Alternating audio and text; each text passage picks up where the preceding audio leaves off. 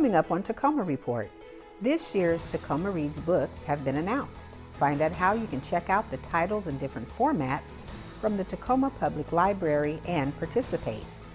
We take you inside the latest City of Destiny Awards, see highlights from Tacoma's Juneteenth celebrations, including the Juneteenth flag being raised over the Tacoma Dome for the first time.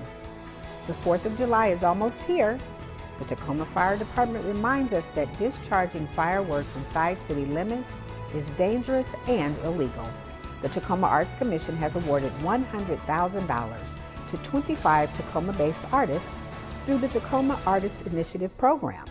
Tacoma's new Postmaster Damon Coquillette joins us in the studio to discuss his new role and their dog bite awareness campaign.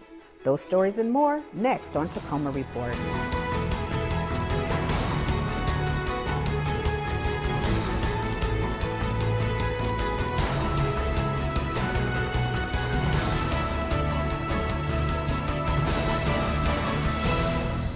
Welcome to Tacoma Report. I'm Laura Proctor.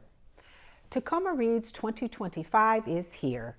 The Tacoma Public Library will host Tacoma Reads programs and book clubs for all ages, culminating in a special event on Thursday, October 16th. Ta-da! Mayor Victoria Wooders will welcome author Valerie Kaur for a powerful conversation, Q&A, and book signing at a local venue to be announced. All Tacoma Reads titles will be available at the Tacoma Public Library in print, ebook, and audiobook formats. Learn more and get involved at tacomalibrary.org/Tacoma Reads. The Tacoma Arts Commission has awarded $100,000 to 25 Tacoma-based artists through the Tacoma Artist Initiative program. Each artist will receive $4,000 to create new works in various disciplines, from dance to visual arts. These artists, funded for the 2025-2026 period, will also be producing free public programming across the city. Established in 1999, this program aims to support and showcase Tacoma's vibrant artistic community while engaging the broader community with free public events. For more details, including a spotlight on each artist, visit the city site. The City of Tacoma recently hosted the annual City of Destiny Awards, which recognizes recipients for many awards, including adult and youth leadership, lifetime service, youth and group service categories, environmental sustainability, disability advocates, economic development, and equity and empowerment. More than 320 individuals and groups have received recognition for their outstanding contributions to improving life in Tacoma since the award's inception in 1987. Gratefulness is the overwhelming feeling that has consumed me since I received the call that I was this year's recipient of the Inspire Tacoma Award. In this moment, however, the thing I'm most grateful for is the stage and opportunity to thank the people who are the very reason I'm standing here today. First and foremost, I thank God. He's been so loving to me and so patient with me while I do my best to try and figure things out, and I'm still trying to figure it out. But I thank him. For a complete list of 2025 City of Destiny Awards winners, visit tacomavenues.org/City of Destiny Awards. Thousands of people came out to Stewart Heights Park to celebrate Juneteenth. This is the largest Juneteenth celebration in Washington State, and participants of all ages enjoyed music, dance, food, games, vendors, and community connections. In addition, the Juneteenth flag was raised over the Tacoma Dome for the first time. Mayor Victoria Wooders presided over the historic event and shared her thoughts. I'm Victoria Wooders, and I have the proud honor of serving as mayor of the City of Tacoma. Today in this great city, we made history. I am standing in our Tacoma Dome parking lot, where we just raised the Juneteenth flag over the Tacoma Dome for the very first time. We want to honor June 19th, 1865, a day of liberation, by celebrating how far we've come, but remembering how much work we still have to do. 4th of July is almost upon us. The Tacoma Fire Department wants to remind everyone that lighting off fireworks of any kind inside the city limits is illegal. Last year, Tacoma firefighters responded to 23 fireworks-related fires. By discharging fireworks inside the city limits, you risk the safety and property of your neighbors and could face a hefty fine of $513. So, if you want to see a spectacular fireworks display, head to the city's Summer Blast event. On July 4th, the Ruston Way waterfront is where you'll enjoy a full day of live music, food, entertainment, and craft vendors. The celebration takes place at Dune Peninsula and Cummings Park on Ruston Way.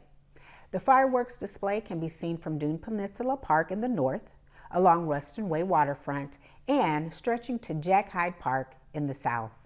Coming up after the break, Tacoma's new Postmaster Damon Coquillette joins us in the studio to talk about his new position and the Dog Bite Awareness Campaign. We'll be right back. Welcome back to Tacoma Report. I'm Laura Proctor.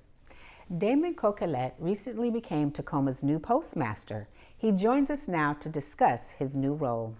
Damon, welcome to the show. Thank you. Glad to be here. Absolutely. So let's start out and ask a few questions, give our viewers a little information about you and what you're doing, and welcoming you to your new role as well. And so can you tell our viewers, what do you like best about being a postmaster? Well, it's a great question. I've been a postmaster in Oklahoma. I've been a postmaster in Texas. And now I'm the current Tacoma postmaster. And I really like providing an essential service to our community. I also like providing a great work environment for our employees. And I'm just excited about that. I'm excited about being in Tacoma. Well, thank you for that, Damon. And can you tell our viewers as well, what are some of the challenges that you face as postmaster of Tacoma? Well, in Tacoma, we have 290 delivery routes and 13 retail units. So it's a big operation. And with that comes its challenges. You know, you have mail flow issues, you have customer issues you have to deal with sometimes employee issues. But we really do a great job here providing excellent customer service, and we just keep getting better and better and better at it. So it's a great thing. Nice. And now you mentioned over 200 routes. How many addresses are there to deliver here in Tacoma? Yeah, so in Tacoma we call them delivery points. Okay. So we have over 200,000 delivery points here in Tacoma, which is not just Tacoma, it also includes Parkland, Lakewood, University Place, 5. So kind of the Tacoma area, I guess, if you will. We also have a budget of around $54 million a year and 540 employees here in Tacoma. Okay. And so can you also share with our viewers how long you've worked for the Postal Service and what's an interesting story from your career? Well, I've been with the Postal Service 26 years. I started out as a mail carrier in a rural town in Kansas. I worked my way up through the ranks, and one of the interesting things about that is the Postal Service is everywhere nationwide. So that gives a person sometimes a great opportunity to live in different parts of the country. I've worked in Kansas, I've worked in Oklahoma, I've worked in Texas, I've worked in Florida, California, and now here in Washington. And it's just been a really unique experience to be able to serve those communities, live in those communities and experience different cultures around the United States. It's really been a lot of fun. Absolutely. And can you think of any stories that you would want to share with the viewers? Anything, you know, that just kind of stands out? Yeah, well, you know, I've really had some great people that's worked for me over the years, and I made a lot of great friends and acquaintances over that time.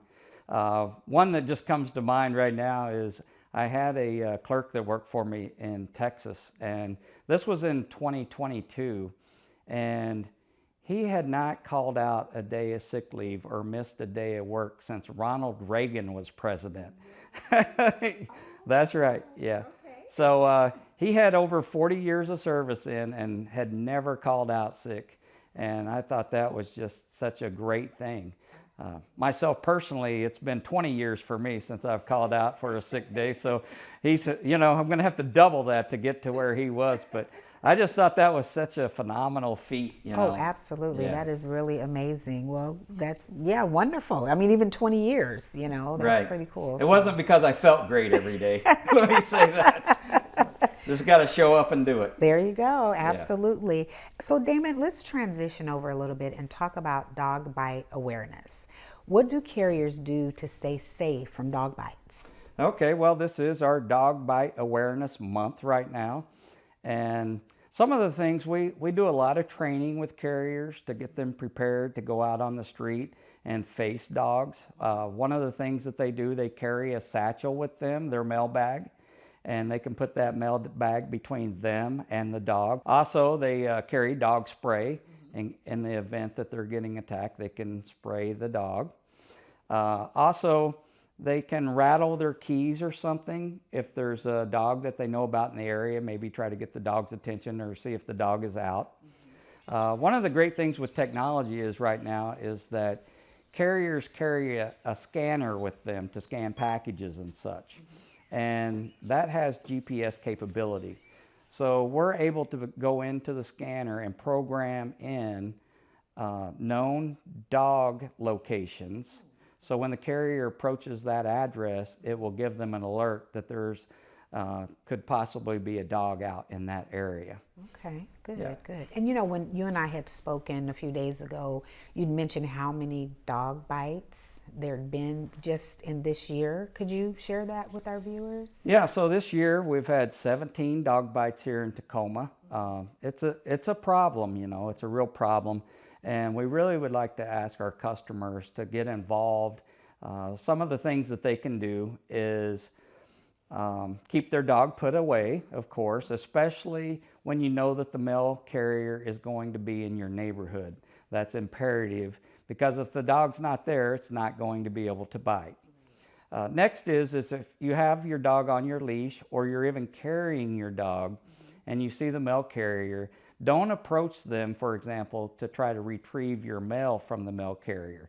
Just let them put it right in the box, because we had a carrier recently. The customer approached him with their dog in their arm, and when he reached out to hand them their mail, the dog did bite him on the arm, and it was a pretty severe bite. So, you know, just allow the carrier to put the mail in the box. And one more thing is if your carrier brings a package to the door, for example, allow the carrier to put the package down on the porch and walk away before you open the door up. Because many times the customer will open the door up and the dog will run out and charge the carrier. And you know, a lot of times the dog is just doing its job. It's trying to protect the homeowner, and it sees the mail carrier as some kind of threat, and they'll bite the carrier. Right, and those are just some of the ways that the community can help keep carriers, protect them from dog attacks. So thank you for sharing that information, and you know, hoping our viewers will pay attention to that, so that we can ensure that we're keeping our mail carriers protected from those dog attacks, or even almost dog bites, as we had talked about a few days ago. Right. So thank you for sharing that information. And so just to wrap up our interview today, Damon, I understand the post office will be hosting a job fair at the July 26th Tanoa Fest. Can you share with our viewers why people might be interested in a postal position and who should attend? Well, it's a great place to work. Let me start with that. Provides a lot of stability and longevity. You know, many employees who work for the Postal Service stay there for a long time and make a career out of it. So it's a great place to work. We are having the event at the Tanoa Festival, and my understanding is there might be up to 8,000 people there involved. We're going to have a tent set up, and if you're interested in coming to work at the United States Postal Service, stop by our tent and get the information. We'll get it out to you. We'll help you in any way we can. not just for here in Tacoma, but all around the state or even the country. Okay, wonderful. So it's not just specific to Tacoma, it's postal positions. Nationwide, yes. Perfect. Well, wonderful. Well, Damon, thank you so much for coming on the show today, taking time out of your very busy day. Congratulations on your position, and just thank you for being here. All right. Well, thank you very much. I'm excited to be here. Tacoma is a great city, and I'm just looking forward to providing excellent customer service for years to come. Wonderful. And we look forward to seeing you back on the show. All right. All right. Thanks, Damon. Thanks for joining us on this episode of Tacoma Report. For more information on what's going on around Tacoma, visit tacoma.gov. I'm Laura Proctor. Stay tuned and stay connected.